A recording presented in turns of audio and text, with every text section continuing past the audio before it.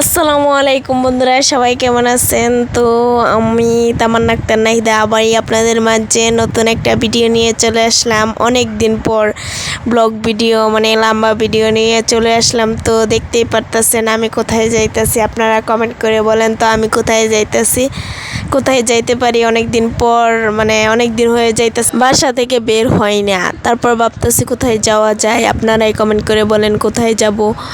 তারপর বলতেছি আমার বড় বোন আমার সাথে, তারপর বলতেছি চলো কোথায় থেকে ঘুরে আসি। সে বলতেছে কোথায় যাওয়া যায়। আমি বলতেছি চলো। আপনারা কে কে এই জায়গাটা চিনেন, এই রুটটা চিনেন কমেন্টে জানাবেন। আমি অবশেষে চলে আসলাম, দেখতে দেখতে চলে আসলাম সাফারি পার্কের রোডে, বুঝছেন।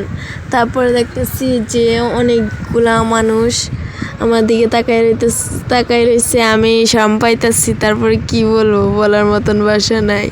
তারপরে দেখতে দেখতে চলে গেলাম পার্কের ভিতরে। চলে যাওয়ার পর দেখলাম সব কিছুই দেখলাম ঘুইরা, ভালোই লাগছে। একটা বিষয়, দুঃখের বিষয় একটাই যে জীবজন্তু, আরে ভাই প্রজাপতিটাও দেখতে হয় টাকা দিয়া।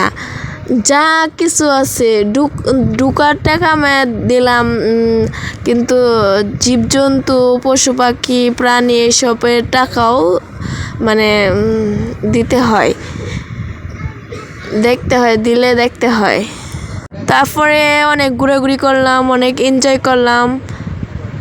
পরে বলতেছি যে চলে যাওয়ার জন্য প্রস্তুতি নিতেছি। তারপরে আমার বোনে বলতেছে যে এদিকে দেখি, এদিকে তো গেলাম না, যাই এদিকে যাইয়া দেখি।